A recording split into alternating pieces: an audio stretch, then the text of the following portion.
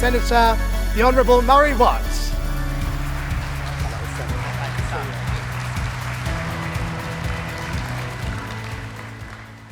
Wow, that's quite the build-up. I hope not to let you down. Thanks very much for that very kind welcome, Bryce.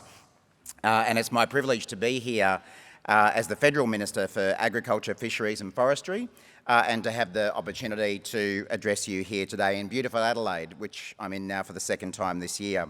Can I start by acknowledging the Kaurna people, the traditional custodians of the Adelaide Plains, on which we gather and pay respects to elders past, present and emerging. This year, of course, as a nation, we hope to recognise our First Peoples in our Constitution by creating for them a voice to our nation's Parliament. A voice, not a veto, so they are consulted on matters that affect their lives as a matter of basic respect. I'd also like to acknowledge the AgriFutures Managing Director, John Harvey, and of course our new Chair of AgriFutures Australia, Cathy McGowan. As all of you would know, Cathy has a very long history as a rural leader and in agriculture in our country, and I'm very confident that she'll take this organisation to even greater heights, building on the terrific work of her predecessor, Kay Hull. evokeAG, as I'm sure you've all experienced, is a wonderful opportunity to focus on the issues, the trends and opportunities that will shape our food and farming systems into the future. And I want to congratulate the whole team who put this conference together on their incredible work, especially after a couple of years of cancelled conferences due to COVID. As I think we all understand, innovation in Australian agriculture, fisheries and forestry has a very long history. 40,000 years ago, Australia's First Peoples demonstrated their sophisticated understanding of engineering, of physics and aquaculture to design stone fish traps. Their fire management techniques shielded the land from wildfires and assisted with the trapping of small animals. That tradition of agricultural innovation, of course, continued after European settlement. Hugh Victor Mackay was one of the first Australians to create and test a stripper harvester on his family's farm in central Victoria in the 1880s. And Australia's Rural Research and Development System, a real jewel in our agricultural crown as a nation, is a legacy of the Hawke government's Minister for Primary Industries, John Kerrin, in the 1980s.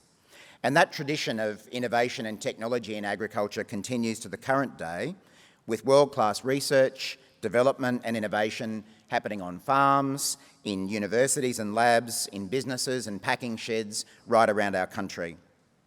I think it's fair to say that Australians really do punch above our weight when it comes to ag tech and agricultural innovation. And now, under the Albanese government, we get to write a new chapter in this story by working together. 9 months since our election, our government has demonstrated that we are a government that listens, collaborates and acts. And I apply that mantra to my work each and every day. I've spent the first 9 months of my time as Minister meeting with farmers, processors, businesses, industry groups, researchers, unions and other stakeholders, listening to their issues and ideas, collaborating with them and then taking action on a range of issues facing the industry. And as a result, I think we have, together, begun to identify the challenges that need fixing in this industry and the opportunities that need seizing. And I'm pleased to tell you that innovation is at the heart of our agenda as a government for agriculture, fisheries and forestry. Put simply, our government is serious about developing and applying agricultural innovation and technology as a key way of enabling the industry to meet its goal of reaching $100 billion of production by 2030. And I think our government is facing up to the real challenges facing the industry.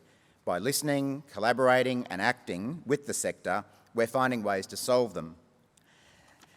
With those three principles of listening, collaborating and acting guiding us, I have always had, since I took on this role, 3 clear priorities for agriculture going forward. And indeed, those priorities were set after listening to the industry about what they saw as the major issues facing the sector: biosecurity, workforce shortages and sustainability.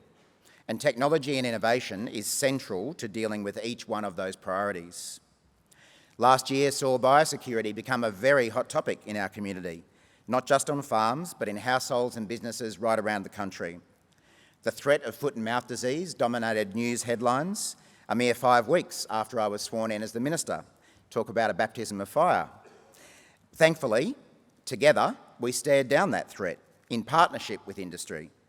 But the risk of an incursion remains, as it does with many other exotic plant and animal diseases that are on our doorstep. Our country's biosecurity system relies on everyone doing their bit, and for the federal government's part, we've taken many steps to meet the biosecurity risks that we face, whether that be putting on more biosecurity officers, detector dogs and handlers, foot mats at airports, supplying vaccines and expertise to our friends overseas, to name a few. But innovation and technology is also key to managing our nation's biosecurity risks. As we speak, research is underway at Australia's Centre for Disease Preparedness to improve Australia's ability to vaccinate livestock should we have an incursion of an exotic animal disease. And in the recent varroa mite incursion in New South Wales, eDNA technology was deployed in the field to assist with diagnostics and surveillance activities. And after decades of talk as a country, we're finally moving towards a national livestock traceability system in collaboration with states, territories and industry. I saw that high-tech traceability in action on a sheep farm in Kyneton, about an hour north of Adelaide. And I saw for myself the many benefits it can produce, whether it be for biosecurity or assuring consumers about the provenance of their food. Innovation and technology will also play a role in managing one of the industry's biggest current challenges, labour shortages. Of course, the workforce challenges our agriculture sector faces have been around a lot longer than the last election or the threat of foot and mouth disease. And our government is dealing with those challenges using our Jobs and Skills Summit to establish a tripartite agricultural workforce working group. This body, which meets monthly, has brought together traditional foes among farm employer groups, unions and government to come up with positive workforce solutions for the sector. And already this collaboration has had some important improvements. Our government is now funding over 13,000 fee-free TAFE places in agriculture, as well as wage subsidies and incentive payments for agricultural apprenticeships. We're clearing what was an obscene backlog of visa applications that we inherited, and we've lifted the cap on migrant numbers, including for regional areas. We've brought in an additional 17,000 workers from the Pacific for our farms since June last year, hitting our target of 35,000 palm workers 6 months early, and we're beginning work to improve the protection of workers against exploitation. But again, beyond these measures that we've already taken, innovation and technology will have an important role to play in meeting our future agricultural workforce needs.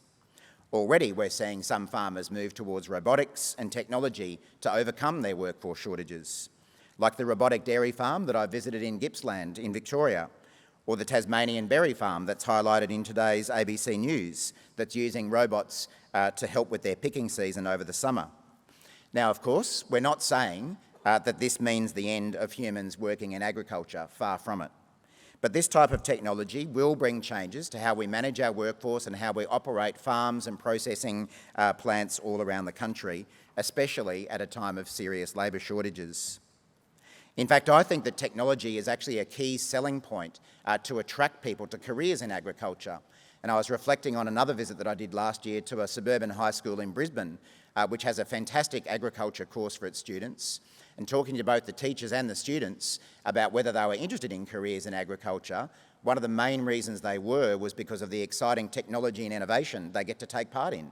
So that's a really key selling point, I think, for encouraging more people to pursue careers in this industry. And technology, of course, isn't the only form of innovation when it comes to managing workforce shortages.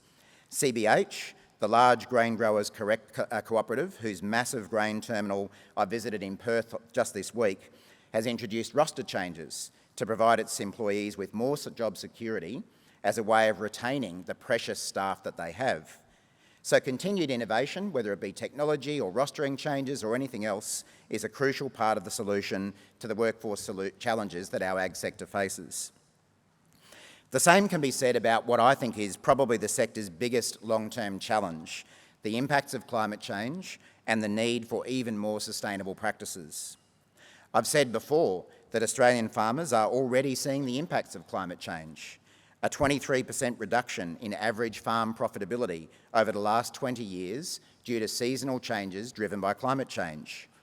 And of course, there's also an economic imperative because local consumers and overseas markets are demanding higher standards of sustainability in the food that we produce. You may have seen I recently travelled to both London and Berlin to kick along the free trade agreements that we're negotiating with those countries. And in the process of that, the issue of sustainable production in Australia's agriculture industry was raised with me and Departmental Secretary Andrew Metcalf in pretty much every meeting that we had. Fortunately, I was able to tell them that our farmers and processors are already taking action, whether it be the red meat industry's commitment to carbon neutral production by 2030, the increased water efficiency and precision use of fertilisers that we see on many broadacre farms, not to mention many more. And I was also able to tell them that Australia now has a government that's serious about working with the industry on these shared challenges by setting real emissions reduction targets supported by industry, among many other things. And what we want to do as a government is help more farmers continue this sustainability journey, because by doing that, government can help our farmers improve the productivity of their farms while also protecting the environment. Supporting our farmers to become even more sustainable and build on the work that they're already doing and adapting to the impacts of climate change, those are central issues for the Albanese government's agriculture agenda. Greater investment in and adoption of climate-smart agriculture is vital to continue protecting our natural assets, our farm profitability, and generate more economic opportunities. And that's why already, in the short time we've been in government, we're investing in things like feed supplements and seaweed to bring down methane emissions in our livestock industries. We're supporting the development of sustainability credentials to assist our producers with their exports. We're continuing to invest in the Natural Heritage Trust. We're encouraging more of the application of renewable energy on farm. We're investing in drought preparedness, and of course we're also investing in soil health along with many other things. Now, I think that farmers and processors and people like yourselves have many of the answers to the sustainability challenges that this industry faces. And in our government, you have a willing partner to face up to that challenge and take it on for success. Now, time doesn't permit me to talk about the many other things that are happening, working with industry and other stakeholders to take innovation forward. But one thing that I did want to mention, because it's topical right now, and it's also highly relevant to agricultural innovation. You might remember that our government went to the election promising to rebuild Australia's manufacturing industry, to build a future made in Australia. And what that means in agriculture is more ag tech, more food processing, and more value adding. And just as a country, we want to turn the minerals that sit below our feet into batteries and other high-value products, we want to convert our high-quality food and fibre into high-end products, creating more value for our country and more jobs for our people. Now, a key vehicle for doing this is our government's election commitment to establish a $15 billion National Reconstruction Fund. Once established, the NRF will see government co-invest with industry to lift Aussie manufacturing further up the value chain. And in making that commitment, we also promised to carve out $500 million from the fund specifically for investment in value adding in agriculture, fisheries and forestry, whether it be to expand domestic production of fertilisers, something that a lot of people are interested in, or use cheaper, cleaner energy to reduce the cost of and thereby expand our food processing capacity. We want to use this fund to create jobs in our cities and our regions and build our sovereign capability. And I know from my discussions with Industry Minister Ed Husic that he's very keen to use the NRF to shape the development of ag tech right here in Australia. But right now, the future of the National Reconstruction Fund hangs in the balance. We've introduced legislation to the House of Representatives to create it, but its passage is threatened by an unlikely alliance between all of the non-government parties. For different reasons, those parties, whether it be Liberals, Nationals or Greens, have each indicated either an intention to oppose that legislation or to not support it, which is effectively the same thing. Now, as a country and as an industry, I don't think we can afford to let that happen. In uncertain economic and geopolitical times, we cannot afford to not seize the full value of our raw materials, including our food and fibre, and we cannot afford to leave ourselves vulnerable to unpredictable international supply chains. It's not too late. The legislation hasn't been voted on in either chamber, but I am asking for your help. Can I ask all of you, if you're speaking with members and senators from any party, whoever they are, Labor, Opposition, Greens, to press home the need to back this legislation as a key mechanism to drive agricultural innovation in our country. And if we can do that, that will be another way for government and industry to work together to drive that innovation. In conclusion, of course, how Australia produces food and fibre today is very different to the past, and how we move into the future will be different again. Australians have always been innovators, and none more so than our farmers, our processors, and everyone in the agricultural supply chain. Trying something new or changing how we do things has always been a significant contributor to the success of agriculture in this country. As I've said, it's central to my priorities as the Minister, and it's central to the future of this industry. And that's why events like evokeAG are so important in bringing together all the players in our agricultural innovation system to connect and to collaborate. As we look ahead, I feel very optimistic about the future of this industry. I think that Australia is really well positioned to modernise and respond to the threats and opportunities in a better position and in a better way than we've ever done before. And in doing so, I really look forward to working with all of you, because I think in this crowd we've got some of the best ideas that we need to take on place to benefit this industry going forward. Thanks very much for the opportunity.